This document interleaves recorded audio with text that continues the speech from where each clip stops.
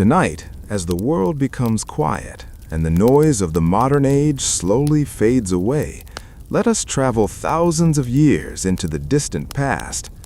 A time before great cities stood across the land, a time before famous heroes walked the earth, a time before humans built temples, wrote books, or looked toward the stars and gave names to the mysterious forces of nature. Before the stories of Zeus, Hercules, and the great heroes of Greece, there was only darkness. The ancient Greeks called this beginning chaos. Chaos was not a monster or an evil force. It was the endless emptiness that existed before creation itself. It was a silent, endless space where nothing had shape, nothing had a name, and nothing had yet begun. But from this mysterious darkness, the first powers of existence slowly appeared. The first was Gaia, the earth. Gaia was not just a planet. To the ancient Greeks, she was the living mother of all creation. She represented the ground beneath their feet, the mountains reaching toward the sky, the forests filled with life, and the endless lands where humans would one day build their homes. From Gaia came the foundation of the universe. She created the great mountains, the deep oceans, and the beautiful world that would later become the home of gods and humans. But Earth needed something above it. So from herself, Gaia created Uranus, the sky. Uranus stretched endlessly above the world, covering Gaia like a giant protective blanket of stars and clouds. Together, Earth and sky became the first great pair of divine beings. Their union created a new generation of powerful creatures. The first were the Titans. The Titans were enormous beings with incredible strength. They represented different parts of the natural world and the forces that shaped existence. Among them was Cronus, the youngest of the Titans. Cronus was clever, ambitious, and powerful. But the story of the Titans was not a peaceful one. Uranus feared his own children. He believed that one day they would become stronger than him and take away his power. Because of this fear, he forced some of his children into the darkness of the earth, trapping them deep beneath the surface. Gaia suffered as she watched her creations being treated with cruelty, and she began searching for someone brave enough to challenge Uranus. Among all her children, only one was willing to stand against him.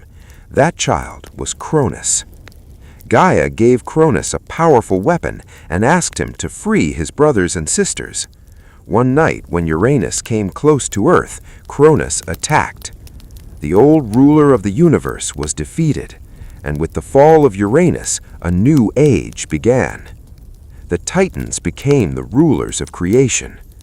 Cronus took the throne and became the new leader of the universe. For a time, it seemed like the world had entered a peaceful era, but power has a way of changing those who hold it. Cronus remembered the warning that had destroyed his father. A prophecy said that one day, one of Cronus's own children would rise against him and take his throne. Fear slowly consumed him. Instead of becoming a wise ruler, Cronus became obsessed with protecting his power. When his wife Rhea gave birth to their children, Cronus committed a terrible act. He swallowed each child, believing that if they never grew up, they could never defeat him. One by one, his children disappeared. Rhea was heartbroken. She watched as her newborn children were taken away by the very person who was supposed to protect them. But when her sixth child was born, she decided that the cycle of fear and destruction had to end. She created a plan. Instead of giving Cronus the baby, she wrapped a stone in cloth and handed it to him. As Zeus became older, he learned about his brothers and sisters trapped inside Cronus. He realized that he could not ignore his family's suffering. He decided to challenge the ruler of the universe. But defeating Cronus would not be easy. The Titans were powerful beings who had ruled for generations. Zeus needed help. through courage and cleverness, he managed to free his brothers and sisters from Cronus's power. The children of Cronus returned. Hestia, goddess of the home and family. Demeter, goddess of agriculture and harvest. Hera, goddess of marriage and future queen of Olympus. Hades, ruler of the underworld.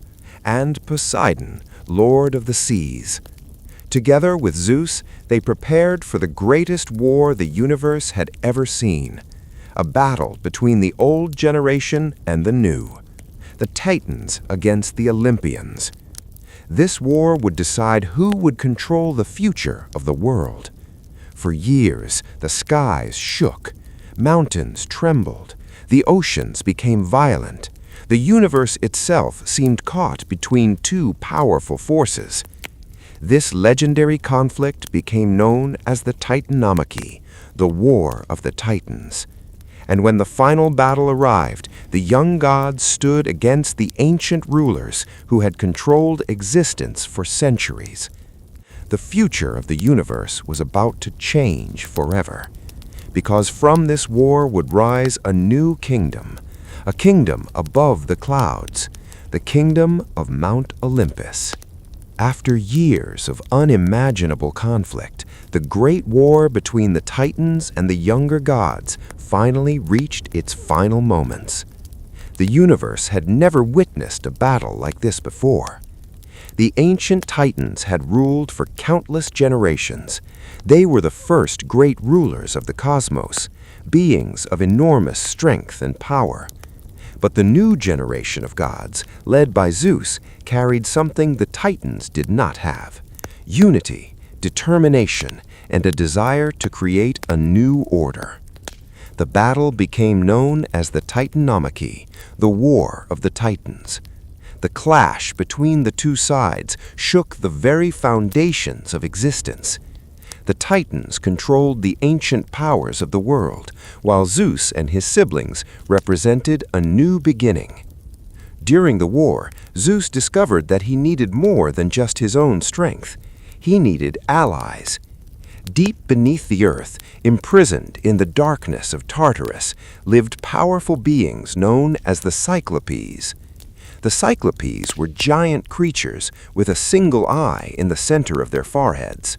They were legendary craftsmen with abilities beyond imagination.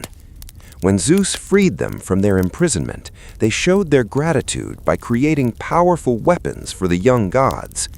For Zeus, they created the weapon that would become his greatest symbol, the thunderbolt. For Poseidon, they created the mighty trident, a weapon capable of controlling the seas. For Hades, they created a helmet that could make him invisible. With these incredible gifts, the three brothers became stronger than ever. The war continued until finally the Olympian gods defeated the Titans.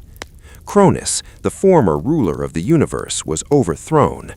The age of the Titans had ended. A new era had begun. After their victory, Zeus and his brothers needed to decide how the universe would be divided. According to legend, they drew lots to determine who would rule each part of existence. Zeus received the sky. Poseidon received the seas. Hades received the underworld. The earth itself remained a shared place where gods, humans, and creatures would continue their endless stories.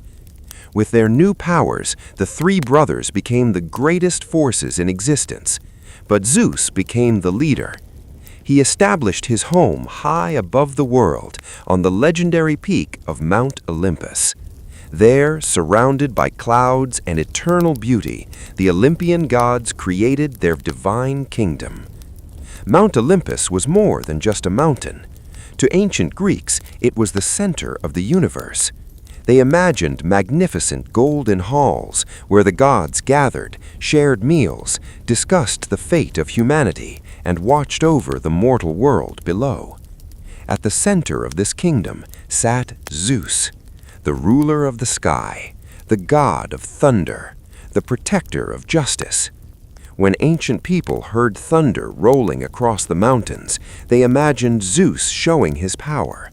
When lightning crossed the dark skies, they imagined his mighty weapon striking from above. But Zeus was not just a symbol of strength. He was also considered the keeper of laws and order. The ancient Greeks believed that without Zeus, the world would fall back into chaos. However, the gods of Olympus were not perfect beings. Unlike many religious figures from other traditions, Greek gods had personalities similar to humans. They experienced love, anger, jealousy, pride, and fear.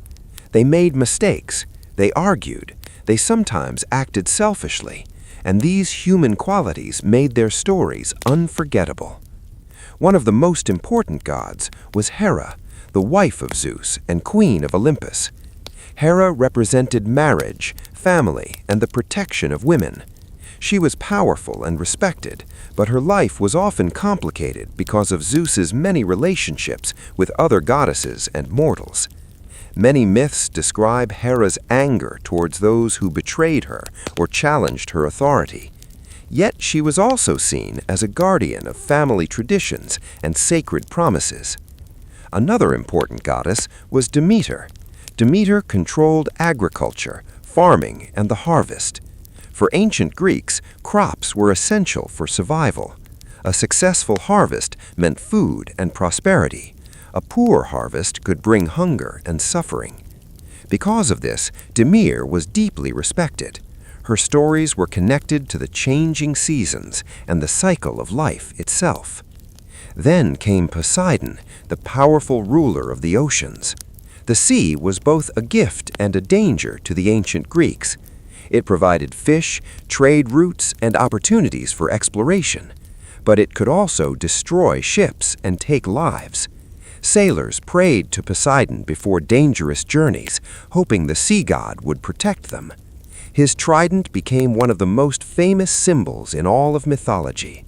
With it, legends said he could create storms, cause earthquakes, or calm the waves. Meanwhile, Hades ruled the mysterious world beneath the earth. The underworld was not simply a place of punishment, it was the final destination of all souls. Hades maintained the balance between life and death. His kingdom contained different regions where souls would go depending on their lives. The most famous entrance to his world was guarded by Cerberus, the three-headed dog that prevented the dead from returning. Although people feared Hades, he was an important part of the natural order. Life could not exist without death. The cycle had to continue. As the Olympian gods established their rule, new stories began spreading throughout ancient Greece. Stories of impossible creatures, stories of brave heroes, stories of gods walking among humans. The world became filled with legends that would survive for thousands of years. But among all the gods, one question remained. Would Zeus be able to maintain peace? Or would the same fear and betrayal that destroyed the Titans eventually threaten Olympus? Because even the greatest kingdoms can fall, and the gods of Olympus were about to discover that power always comes with a price. Long after the Olympian gods took their place on Mount Olympus, the world entered a new age. The gods ruled from above the clouds, controlling the forces of nature and watching over the lives of humans below. But as time passed, something changed. The stories of gods alone were no longer enough. People began telling tales about extraordinary humans, men and women who faced impossible challenges, fought terrifying monsters, and showed courage beyond ordinary limits. These people became known as heroes. Unlike the gods, heroes were not immortal. They could feel pain, they could make mistakes, they could lose everything. But what made them special was their ability to rise above suffering and face dangers that seemed impossible. Among all the heroes of Greek mythology, two names became legendary above all others: Perseus and Hercules. Their stories became some of the most famous adventures ever told.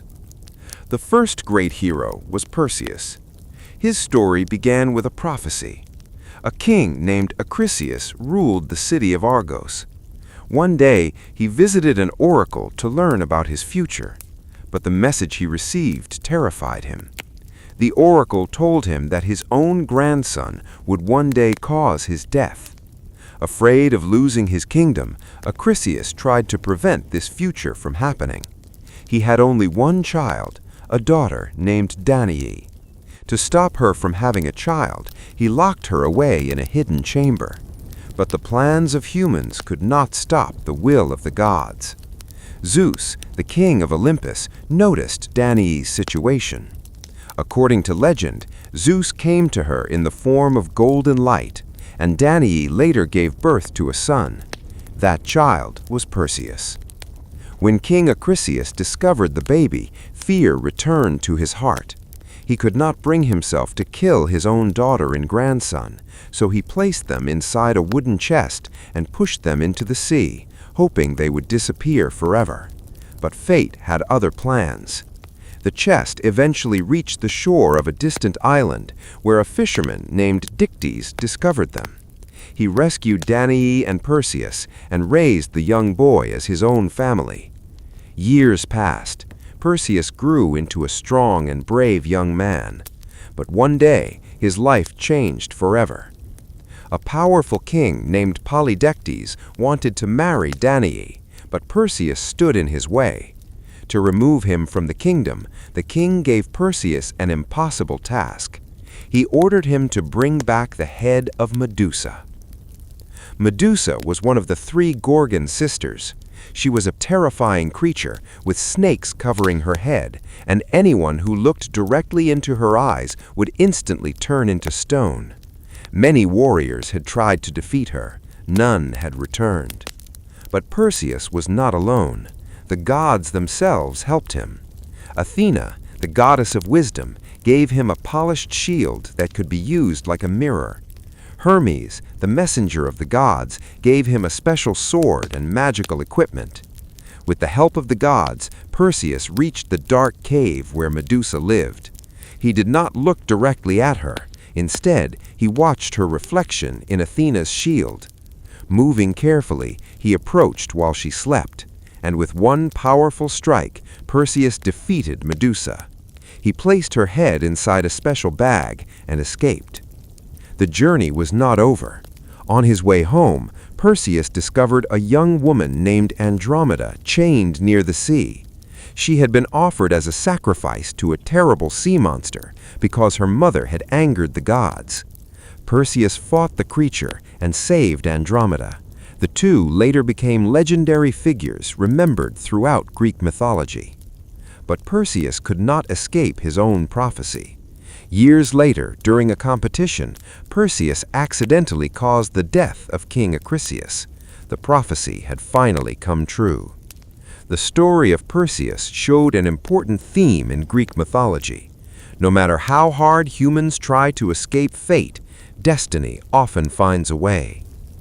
But the greatest hero of Greek mythology was still waiting to appear. His name was Hercules. Unlike Perseus, Hercules was famous not only for his bravery, but also for his incredible strength. His story began with Zeus once again. Zeus had a relationship with a mortal woman named Alcmene. From this union, Hercules was born. But because Hercules was the son of Zeus, he became a target of Hera's anger. Hera never forgot Zeus's betrayals, and she often punished the children connected to his relationships with mortals. Even as a baby, Hercules faced danger.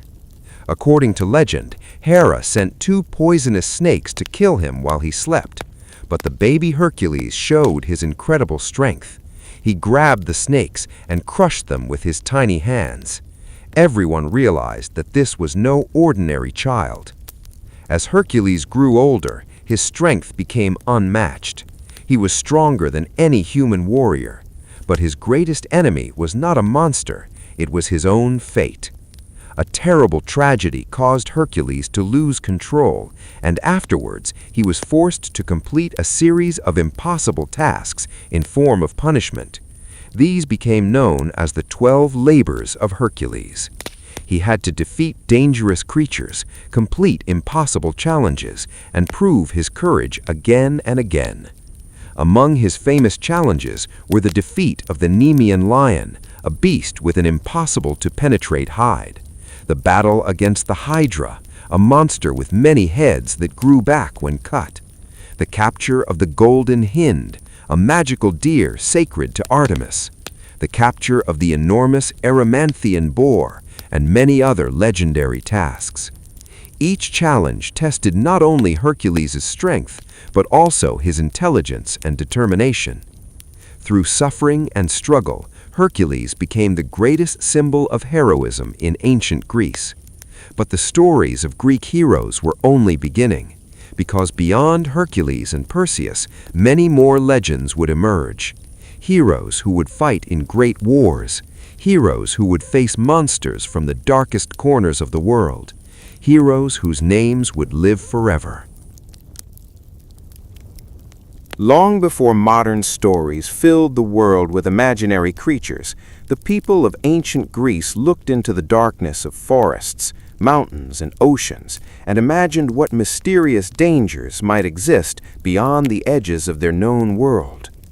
To them, the world was filled with hidden forces. Deep caves could hide terrible secrets. Dark forests could contain unknown creatures. The endless sea could hold monsters beneath its waves. These fears became the foundation of some of the most unforgettable stories ever told. Greek mythology was not only a world of powerful gods and brave heroes, it was also a world of terrifying monsters. Creatures that challenged heroes, creatures that represented chaos, creatures that reminded humans that the world was full of dangers they could not always understand.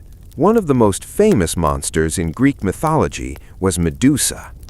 Today, many people know Medusa as a creature with snakes instead of hair and a deadly gaze that could turn people into stone. But the earliest stories about Medusa were more complicated. According to mythology, Medusa was originally a beautiful woman. She was one of 3 sisters known as the Gorgons. Her sisters, Steno and Uriel, were also powerful creatures, but Medusa was the only one who was mortal. Many versions of the story describe Medusa's transformation as a punishment connected to the gods.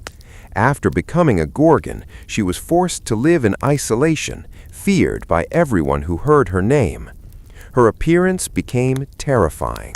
Her hair became a collection of living snakes. Her eyes carried a deadly power. Anyone who looked directly at her face would become a statue of stone. For years, warriors searched for Medusa, hoping to defeat her and gain fame, but none succeeded until the arrival of Perseus. With help from Athena and Hermes, Perseus entered Medusa's dark cave. Instead of looking directly at her, he used Athena's reflective shield to see her image. With patience and courage, he defeated the monster. The story of Medusa became one of the most famous legends of ancient Greece, but she was not the only creature that terrified people. Another legendary monster was the Minotaur. Unlike Medusa, the Minotaur was not a creature from a distant land. It lived in the center of a great mystery hidden on the island of Crete. The story began with King Minos. According to legend, Minos wanted to prove that the gods favored him. Poseidon, the god of the sea, sent him a magnificent white bull, but Minos was supposed to sacrifice the bull as an offering. Instead, he kept the beautiful animal for himself. Angered by this betrayal, Poseidon placed a terrible curse on Minos' family. The result was the birth of a creature that was half human and half bull, the Minotaur. The creature was powerful, wild, and impossible to control. To hide this shameful secret, King Minos ordered the creation of a massive underground maze called the Labyrinth. The Minotaur was placed inside this endless structure. The labyrinth was designed so that anyone who entered would become lost forever. Every year, according to legend, young men and women from Athens were sent into the labyrinth as sacrifices. They entered the darkness knowing they probably never return. But eventually, a hero named Theseus decided to end this horror. Theseus was the son of the king of Athens. He volunteered to enter the labyrinth and defeat the Minotaur. Before entering, he received help from Eurydice, the daughter of King Minos. She gave him a ball of thread so he could find his way back after entering the maze. Theseus walked into the dark corridors of the labyrinth. The deeper he went, the quieter everything became. Finally, he reached the center. There stood the Minotaur. A battle began. The creature had incredible strength, but Theseus had courage and determination. After a difficult struggle, Theseus defeated the monster. Using Eurydice's thread, he escaped the labyrinth and returned to the world above. The victory of Theseus became one of the greatest heroic stories of ancient Greece. But the monsters of mythology did not exist only on land. The ancient Greeks also feared what lived beneath the waves. One of the most famous sea monsters was Scylla. Scylla was believed to live near dangerous waters where ships passed through narrow channels. According to legends, she had multiple heads and attacked sailors who came too close. Near Scylla lived another danger, Charybdis, a creature or force that created deadly whirlpools. Together, Scylla and Charybdis represented the impossible choices faced by sailors. Avoid one danger, and you might fall into another. This idea became so famous that even today people use the phrase "between Scylla and Charybdis" to describe being trapped between two difficult choices. Another terrifying creature was the Hydra. The Hydra was a massive serpent-like monster that lived near the waters of Lerna. It had many heads, and according to legend, every time one head was cut off, two more would grow back. The Hydra became one of the most difficult challenges faced by Hercules during his 12 labors. At first, Hercules struggled. Every attack seemed useless, but he realized that strength alone would not defeat the creature. Using intelligence and strategy, he burned the necks after cutting off the heads, preventing them from growing back. Finally, Hercules defeated the Hydra. The stories of these monsters carry deeper meanings. They were not only tales of frightening creatures, they represented the fears humans have always faced: fear of the unknown, fear of nature, fear of chaos, and the challenge of overcoming impossible obstacles. In Greek mythology, monsters were never just enemies, they were tests. Every hero who faced a monster was also facing their own weakness. The battle was not only outside themselves, it was also inside. And as the legends continued to spread across ancient Greece, a new story was approaching. A story about kings, warriors, and one of the greatest conflicts ever imagined. A war that would bring together heroes from across the Greek world. A war that would become known as the Trojan War. Thousands of years ago, before modern nations existed and before history was carefully recorded in books, the ancient Greeks told stories of a legendary war that changed the world forever. It was a war filled with powerful kings, fearless warriors, divine intervention, betrayal, love, and revenge. A war where humans and gods became connected in a struggle that would be remembered for generations. This was the story of the Trojan War. At the center of this legendary conflict was a powerful city known as Troy. According to Greek mythology, Troy was one of the richest and strongest cities of the ancient world. Its massive walls protected its people from enemies, and its rulers were respected throughout the region. The king of Troy was Priam, a wise and respected ruler. He had many children, but two of them would become especially important in the story of the war. His son was Paris, a young prince known for his beauty and charm. His daughter was Cassandra, who was gifted with the ability to see the future, but cursed so that no one would believe her warnings. The events that led to the Trojan War began not with armies, but with a gathering of gods. A wedding was being held for Peleus, a Greek hero, and Thetis, a sea goddess. Almost every important god was invited, but one goddess was left out. Her name was Eris, the goddess of conflict and chaos.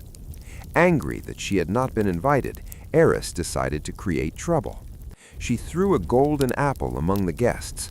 Written on the apple were the words, "For the fairest."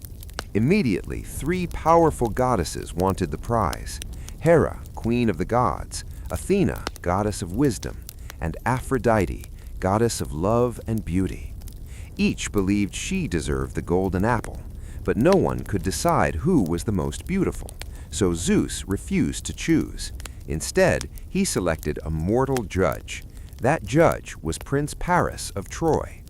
The 3 goddesses appeared before Paris and tried to influence his decision. Hera promised him power and control over great kingdoms. Athena promised him wisdom and victory in battle. But Aphrodite offered something different. She promised him the love of the most beautiful woman in the world. Paris chose Aphrodite. This single decision would change the future forever. The woman Aphrodite promised was Helen. Helen was known throughout Greece for her extraordinary beauty. She was the wife of King Menelaus of Sparta. When Paris visited Sparta, he met Helen. According to mythology, Aphrodite caused Helen to fall in love with Paris. Paris took Helen away from Sparta and brought her back to Troy. To the Greeks, this was not only an act of love, it was an insult. King Menelaus demanded that Helen be returned. When Troy refused, the Greek kingdoms united for war. Many of Greece's greatest warriors joined the campaign. Among them was Achilles, the greatest warrior of his generation. Achilles was the son of a mortal king and the sea goddess Thetis. From childhood, people believed he was destined for greatness. He was faster, stronger, and more skilled than almost any warrior alive. But Achilles had one weakness. According to legend, his mother tried to make him immortal by dipping him into the river Styx. However, she held him by his heel, leaving one small, vulnerable place. This became known as Achilles' weakness. Another great warrior was Odysseus, the king of Ithaca. Unlike Achilles, Odysseus was famous not only for strength, but also for intelligence. He was a master strategist who could solve problems that seemed impossible. The Greek army gathered thousands of ships and sailed across the sea toward Troy. Their goal was simple: bring Helen back, defeat Troy, restore Greek honor. But they soon discovered that Troy was not easy to conquer. The city had enormous walls that protected it from attacks. For 10 long years, the Greeks surrounded Troy. Battles were fought, heroes fell, families suffered, and the gods themselves became involved. Some gods supported the Greeks, others supported Troy. Hera favored the Greeks because of her rivalry with Paris. Hera also opposed Troy because Paris had rejected her. But Aphrodite protected Paris and the Trojans. The battlefield became a place where mortal courage and divine power collided. During the war, many legendary moments occurred. One of the most famous was the battle between Achilles and Hector. Hector was the greatest warrior of Troy. Unlike many heroes, Hector was not driven by pride. He fought to protect his city, his family, and his people. He was the opposite of Achilles. Achilles fought for glory. Hector fought for responsibility. Their meeting became one of the most emotional moments in Greek mythology. The 2 warriors faced each other outside the walls of Troy. After a fierce battle, Achilles defeated Hector. But even in victory, Achilles felt the tragedy of war, because behind every battle was human suffering. The Trojan War continued. The Greeks could not break through Troy's defenses. The Trojans refused to surrender. Year after year, the conflict continued. Then came the idea that would finally end the war, a plan created by the clever Odysseus. The Greeks built a giant wooden horse and left it outside the gates of Troy. The Trojans believed it was a gift and brought it inside their city. But hidden within the wooden horse were Greek soldiers. During the night, they emerged and opened the gates. The Greek army entered Troy. After 10 years of fighting, the great city finally fell. The Trojan War ended. But the consequences of the war would continue for many years. Heroes would return home. Some would find peace, others would face new dangers, and one warrior's journey home would become one of the greatest adventures ever told, the journey of Odysseus. After 10 long years of war, the great city of Troy had finally fallen. The Greek warriors had won. The walls that once seemed impossible to break had been destroyed. The heroes who survived the battle were ready to return home. They dreamed of seeing their families again, walking through their own lands and leaving the horrors of war behind. But for one warrior, the journey home would become an adventure more difficult than the war itself. His name was Odysseus. Odysseus was the king of the island kingdom of Ithaca. Unlike many heroes of Greek mythology, he was not famous because of his incredible strength. He was famous because of his mind. He was clever, patient, and able to create plans when everyone else saw only impossible situations. His intelligence was the reason the Greeks won the Trojan War. It was Odysseus who created the idea of the wooden horse that allowed the Greeks to enter Troy. But after the war ended, Odysseus wanted only one thing: to return home. He wanted to see his wife Penelope and his son Telemachus. He wanted to return to the quiet life he had left behind. But the gods had other plans. The journey from Troy to Ithaca was supposed to take only a short time. Instead, it became a 10-year struggle filled with storms, monsters, and impossible challenges. The first major problem began when Odysseus and his men arrived at the land of the Cyclopes. The Cyclopes were giant creatures with a single eye in the middle of their forehead. Among them lived a powerful cyclops named Polyphemus. Odysseus and his men entered Polyphemus's cave, hoping to find food and supplies, but they soon discovered they had made a terrible mistake. Polyphemus returned to his cave and trapped the warriors inside. He moved a huge stone across the entrance, making escape impossible. The giant Cyclops began eating Odysseus's men one by one. The situation seemed hopeless, but Odysseus used the weapon he trusted most, his intelligence. Instead of fighting the giant with strength, he created a plan. He told Polyphemus that his name was Nobody. Later, while the Cyclops slept, Odysseus and his men sharpened a large wooden stick and blinded him. When Polyphemus screamed for help, the other Cyclops asked what happened. The wounded giant shouted, "Nobody is hurting me." The others thought nothing was wrong and left him alone. The next morning, Odysseus and his remaining men escaped by hiding beneath the giant's sheep. They had defeated the Cyclops, but their victory came with a price. As they sailed away, Odysseus proudly revealed his true name. Polyphemus was the son of Poseidon, god of the sea. When Poseidon learned that Odysseus had blinded his son, he became furious. From that moment, the sea god became Odysseus's greatest enemy. Poseidon promised that the hero's journey home would become long and painful. The next challenge came from the mysterious island of Aeolus, the keeper of the winds. Aeolus gave Odysseus a special gift. Inside a magical bag, he trapped all the dangerous winds that could stop their journey. Only one gentle wind was left free to guide them home. For many days, the Greeks sailed safely. They came close to Ithaca. Odysseus could almost see his homeland.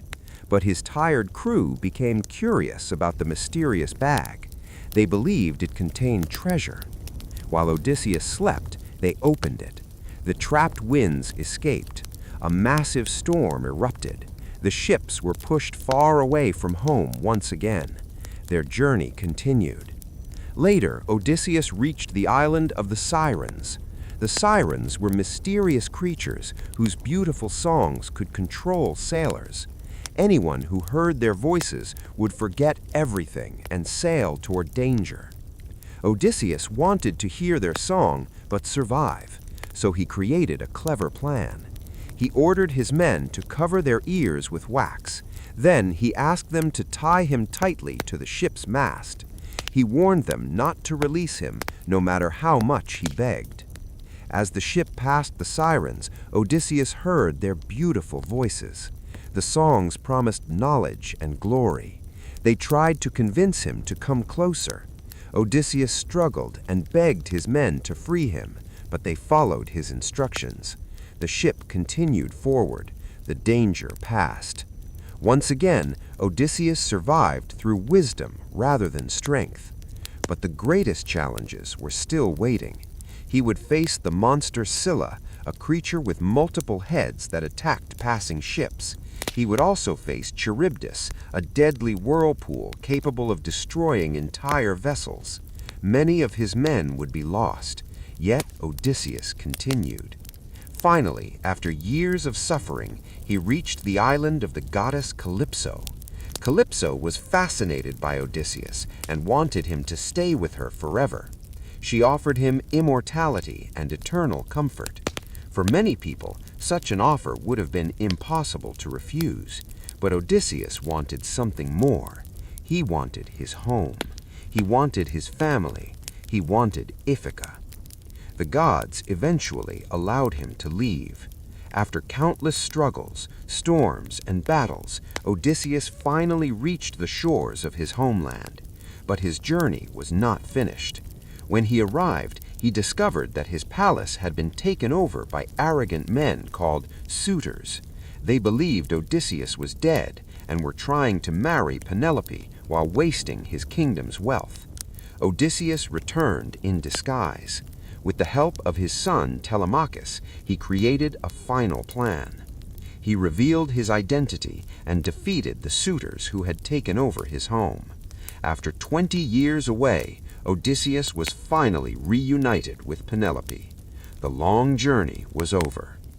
The story of Odysseus became one of the greatest examples of courage, patience, and intelligence in all of Greek mythology. His adventure showed that strength is not always about defeating enemies with weapons. Sometimes the greatest power is the ability to think, endure, and continue moving forward. But the world of Greek mythology still had many more stories to tell. More heroes would rise, more gods would clash, and one of the most tragic stories of all would soon unfold. The story of Oedipus, the king who could not escape his own destiny. In the world of ancient Greek mythology, few ideas were more powerful than the idea of fate. The Greeks believed that every person had a path written for them, a destiny that even the strongest kings and greatest warriors could not escape. Many people tried to fight against their future. They made plans, they built walls, they searched for answers. But the ancient stories often carried the same message. Sometimes, the harder someone tries to avoid destiny, the closer they move toward it. One of the greatest examples of this belief was the tragic story of Oedipus. His story was not about a warrior defeating monsters or a hero conquering enemies. It was the story of a man who spent his entire life running from a prophecy, only to discover that he had unknowingly walked directly into it. The story began in the city of Thebes. The ruler of Thebes was King Laius, and his wife was Queen Jocasta. For many years, they had no child. Like many rulers of ancient Greece, Laius wanted to know what the future held. So he traveled to the famous Oracle of Delphi. The oracle delivered a terrifying message. She told Laius that if he ever had a son, that child would grow up to kill him and marry his own mother. The king was horrified. He believed he could prevent this terrible future. Years later, Jocasta gave birth to a baby boy. Instead of raising the child, Laius decided to get rid of him. The baby's feet were injured, and he was taken to a mountain to die. But fate had already begun moving. the child was discovered by a shepherd who could not leave him behind. The shepherd took the baby to another kingdom, where he was adopted by King Polybus and Queen Merope of Corinth. They named the child Oedipus.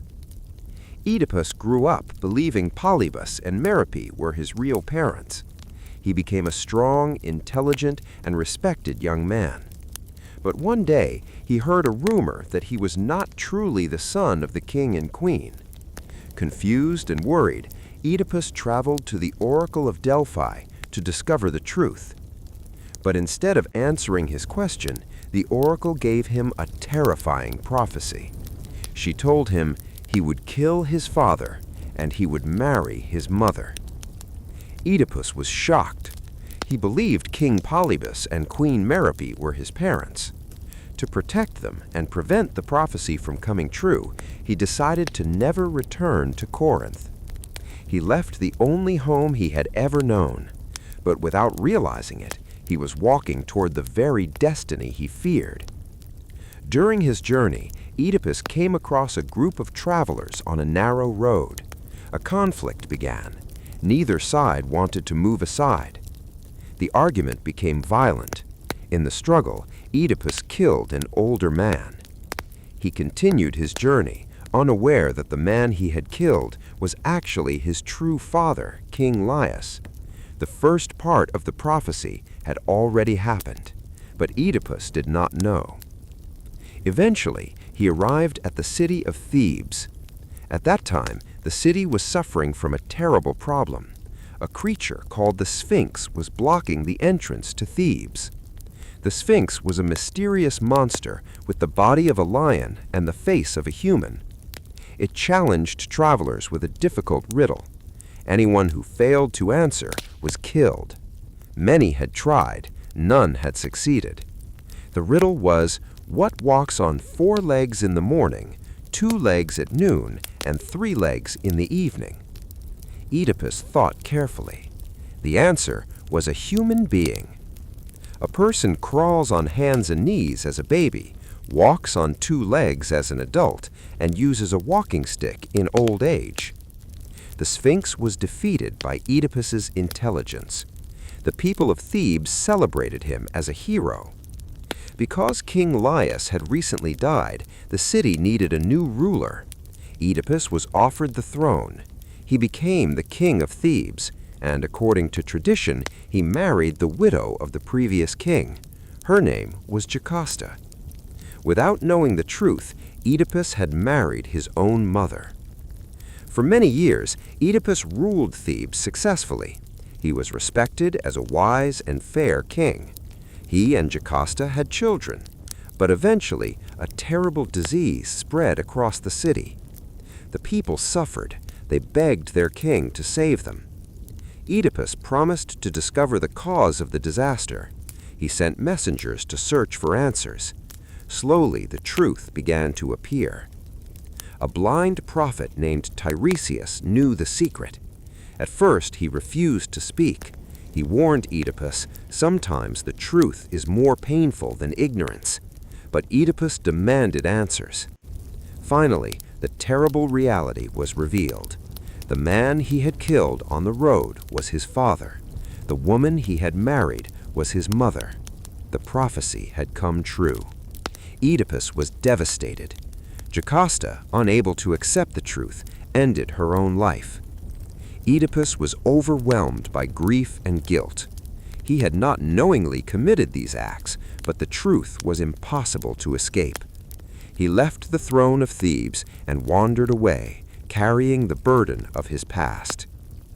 The story of Oedipus became one of the greatest tragedies in Greek mythology. It explored deep questions. Can humans control their own destiny? Can knowledge sometimes bring suffering? Can people escape what is meant to happen? For the ancient Greeks, the answer was complicated. Oedipus was not evil. He was a man who tried to do the right thing. But even his greatest efforts could not change the path that fate had prepared. His story reminded people that wisdom requires humility. Even kings cannot know everything. Even the powerful cannot control everything. And sometimes the greatest battles are not fought with swords or armies, they are fought within the human heart. But the legends of Greek mythology continued. New heroes would rise, new challenges would appear, and soon the ancient world would tell the story of one of its greatest warriors, a hero whose name would become connected with courage, pride, and the greatest war ever fought, the story of Achilles. Among all the heroes of ancient Greek mythology, few names are remembered as strongly as Achilles. He was not a king who ruled a great empire. He was not a god who controlled the forces of nature. He was a warrior, a man whose courage, strength, and skill on the battlefield made him almost unstoppable. But the story of Achilles was not only about victory. It was also about pride, anger, friendship, and the short but unforgettable life of a hero who wanted his name to live forever. The story of Achilles began with an unusual birth. His father was Peleus, a mortal king. His mother was Thetis, a powerful sea goddess. Because Achilles was born from both mortal and divine blood, many believed he was destined for greatness. Thetis loved her son deeply. According to one famous legend, she wanted to protect him from death. She carried the young Achilles to the magical river Styx, a river believed to have the power to make someone nearly invincible. She dipped him into the water, holding him by his heel. The water touched almost every part of his body, but the place where she held him remained untouched. This became known as the famous Achilles' heel, his only weakness. As Achilles grew older, his abilities became extraordinary. He was faster than any warrior. He was stronger than most men. His skill with spear and sword was unmatched. People believed he was born to become one of the greatest heroes Greece had ever known. But every great gift came with a difficult choice. Achilles was told that he had two possible futures. One path would allow him to live a long and peaceful life, but his name would eventually be forgotten. The other path would bring him eternal glory, but his life would be short. Achilles chose glory. He wanted his name to survive long after his death. This decision would lead him to the greatest conflict of his age, the Trojan War. When the Greek kingdoms gathered their armies to attack Troy, Achilles joined the campaign. He brought with him a group of powerful warriors known as the Myrmidons. The Greeks knew that victory would be difficult without him. His presence on the battlefield gave them hope. For years, Achilles fought against the Trojans. His reputation grew with every battle. Enemies feared him, allies respected him. His name became almost as powerful as the gods themselves. But even the greatest heroes had emotions, and Achilles had one weakness that had nothing to do with his body: his pride. During the war, Achilles became angry with the Greek commander Agamemnon. Agamemnon was the leader of the Greek forces, but he was also arrogant and often ignored the feelings of others. A disagreement between the two warriors became a major conflict. Achilles felt insulted. He believed Agamemnon had dishonored him. Because of this, Achilles refused to continue fighting. He returned to his camp and watched as the war continued without him. At first, the Greeks believed they could survive without Achilles, but they quickly discovered the truth. Without their greatest warrior, the Trojans became stronger. The Trojan prince Hector, the greatest defender of his city, pushed the Greek army back. The battlefield became dangerous. Many Greek warriors were falling. One person understood how much Achilles was needed: his closest friend, Patroclus. Patroclus was not only Achilles' companion, he was like a brother to him. Seeing the suffering of the Greeks, Patroclus asked Achilles for permission to enter the battle wearing Achilles' armor. He hoped the Trojans would believe Achilles had returned and become afraid. Achilles agreed. Patroclus entered the battlefield wearing the famous armor. At first, the plan worked. The Trojans believed Achilles had returned, but then Patroclus faced Hector. The two warriors met in battle. Hector discovered that the warrior before him was not Achilles. After a fierce fight, Hector defeated Patroclus. When Achilles learned that his closest friend had died, everything changed. His anger disappeared. His grief became stronger than his pride. Achilles returned to the battlefield. But this time he was not fighting for glory. He was fighting for revenge. The gods themselves became involved. The greatest warriors of Greece and Troy finally faced each other. Achilles and Hector stood before the walls of Troy. Everyone knew this would be a battle remembered forever. Hector was brave. He knew he was facing almost certain death, but he fought to protect his city and his family. Achilles fought with overwhelming determination. After their battle, Achilles defeated Hector. The death of Hector was a devastating moment for Troy. He was not just a warrior, he was a son, a husband, and a father. His loss showed the tragedy of war. Even heroes leave behind people who suffer.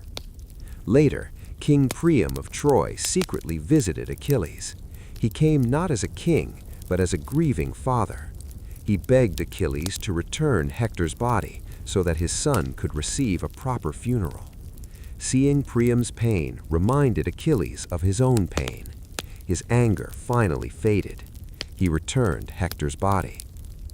This moment showed another side of Achilles. Behind the warrior was a human being capable of compassion. But the war was not over. The Greeks still needed to defeat Troy, and eventually the city would fall through the clever plan of Ulysses and the famous Trojan horse. But Achilles would not live to see the final victory. According to legend, Paris, the prince of Troy, struck Achilles with an arrow. Some stories say the arrow was guided by Apollo. The arrow struck his only weak point, his heel. The greatest warrior of Greece finally fell.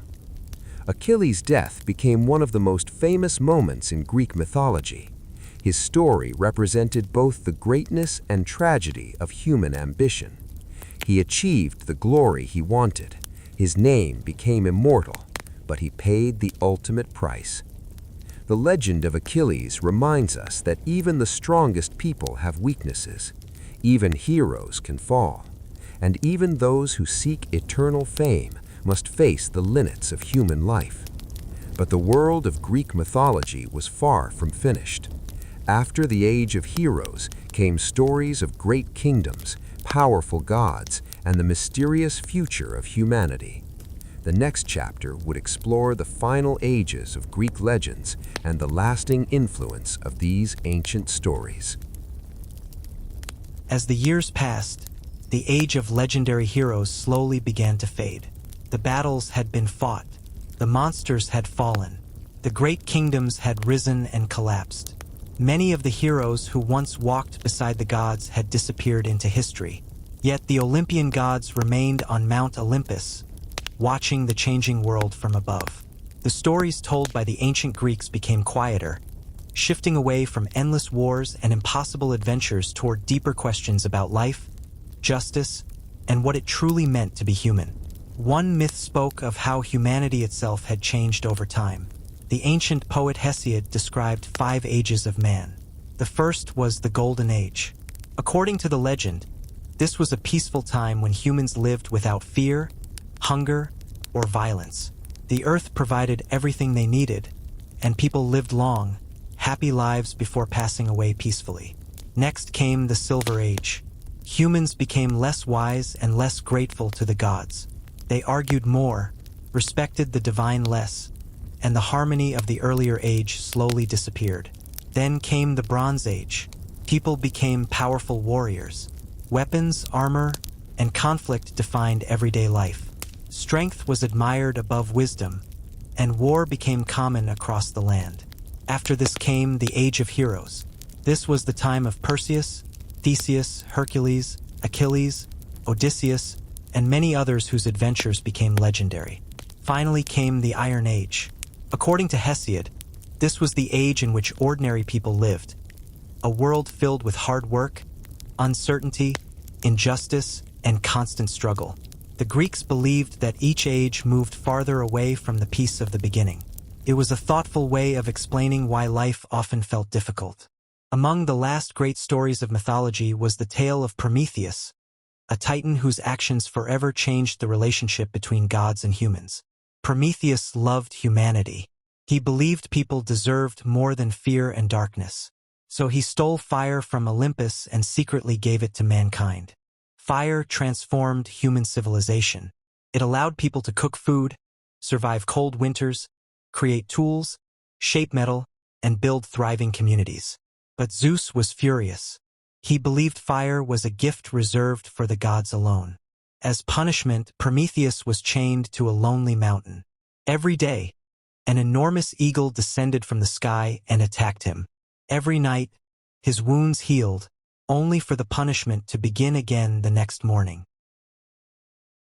Another unforgettable legend explained how suffering entered the human world. Zeus ordered the creation of the first woman.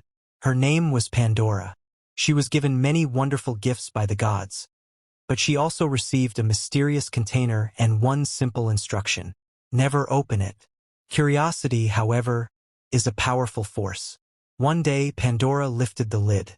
Immediately, countless troubles escaped into the world. Disease, pain, fear, greed, jealousy, sorrow. She quickly closed the container. Only one thing remained inside: hope. For centuries, people have debated the meaning of this story. Some believed hope remained as humanity's greatest comfort. Others believed it reminded people to keep moving forward, even during difficult times. As generations passed, belief in the old gods slowly changed. New philosophies appeared. Historians began recording real events instead of legendary tales. Great thinkers like Socrates, Plato, and Aristotle encouraged people to ask questions about nature, justice, knowledge, and the universe. Yet the myths never disappeared. Instead, they became part of art, literature, theater, and education. Ancient temples slowly became ruins. Statues weathered beneath the sun. But the stories survived. Roman civilization adopted many of the Greek gods, giving them new names. Zeus became Jupiter. Hera became Juno. Poseidon became Neptune. Aphrodite became Venus. The myths continued their journey across Europe and eventually around the world. Even today, thousands of years later, the influence of Greek mythology is everywhere. We see it in books, movies, paintings, architecture, astronomy. Even many planets and constellations carry the names of these ancient gods and heroes. The legends remind us that people have always searched for answers. Why do storms happen? Why do people suffer? What makes a true hero? Can anyone escape fate? The Greeks answered these questions through stories. Stories filled with imagination, wisdom, beauty, and tragedy. And although modern science has replaced mythology as our explanation for the natural world, the emotional truth within these ancient tales continues to speak to people across generations. Because beneath every monster, every battle, every prophecy, and every god, there is something deeply human. One final chapter remains, a quiet conclusion to this remarkable journey through one of the world's oldest collections of stories. As our long journey through Greek mythology comes to an end, the world around us feels very different from the one these stories imagined. Today, we understand the stars through astronomy instead of legends. We explain lightning with science rather than the anger of Zeus. We know that earthquakes are caused by movements beneath the Earth's surface, not by Poseidon striking the ground with his trident. Yet despite all of humanity's knowledge, the ancient stories have never truly disappeared. For nearly 3,000 years, people have continued to read them, study them, and pass them from one generation to the next. Why? Perhaps because Greek mythology was never only about gods. It was always about people. The gods of Olympus were powerful, but they were also deeply emotional. They celebrated, they argued, they made mistakes, they loved, they forgave. Sometimes they acted wisely. Other times they acted out of pride, jealousy, or anger. In many ways, they reflected the best and worst parts of human nature. That is why these stories still feel familiar today. Achilles reminds us that even the strongest person has a weakness. Odysseus teaches that intelligence and patience can overcome challenges that strength alone cannot solve. Perseus shows that courage often begins with fear. Hercules reminds us that true greatness is earned through perseverance, not perfection. Oedipus warns us about pride and the limits of human understanding. Prometheus represents sacrifice for the benefit of others. Pandora reminds us that even in difficult times, hope remains one of humanity's greatest treasures. These stories continue to appear in modern books, films, television, video games, and works of art. Writers still borrow ideas from ancient myths. Artists continue to paint scenes from Mount Olympus. Architects still design buildings inspired by Greek temples. Even space exploration carries echoes of these legends. Many planets, moons, constellations, and space missions are named after figures from Greek mythology. The myths have become part of everyday language as well. Someone's Achilles heel describes a hidden weakness. Opening Pandora's box means creating unexpected problems. A Herculean task describes an incredibly difficult challenge. A Trojan horse refers to something that appears harmless but hides a greater danger. These expressions remind us how deeply Greek mythology has become woven into our culture. For the ancient Greeks, myths were more than entertainment. They were ways of understanding the unknown. Before scientific discoveries, stories helped explain why the seasons changed, why storms arrived, and why people experience joy, loss, love, and sorrow. Even though our understanding of the world has changed, our emotions have not. People still dream. People still hope. People still fear the future. People still search for purpose. That is why these stories continue to survive. Not because they are historical records, but because they explore timeless questions about what it means to be human. If you visit Greece today, you can still see the remains of temples dedicated to Athena, Apollo, and Zeus. Columns that have stood for thousands of years continue to overlook the landscapes where these stories were first imagined. The stones remain silent, yet through the imagination of countless storytellers, the legends still speak. Perhaps somewhere beneath the ruins of ancient cities, beneath the mountains and olive trees, echoes of these myths continue to inspire anyone willing to listen. And perhaps that is the greatest legacy of Greek mythology. It reminds us that every civilization leaves behind more than buildings and monuments. It leaves behind stories. Stories that travel across oceans.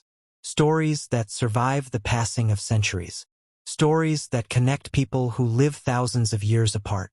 Tonight, we have traveled from the endless darkness of chaos, to the birth of Gaia, to the rise of the Titans, to the glory of Mount Olympus, to brave heroes, terrifying monsters, impossible prophecies, and unforgettable adventures. We have watched kingdoms rise and fall. We have seen heroes triumph and heroes fail. And through it all, one truth has remained. The greatest myths are not remembered because they explain the world. They are remembered because they help us understand ourselves. So, as the night grows quieter and your thoughts begin to drift, imagine the stars shining above ancient Greece. Imagine Mount Olympus hidden among the clouds.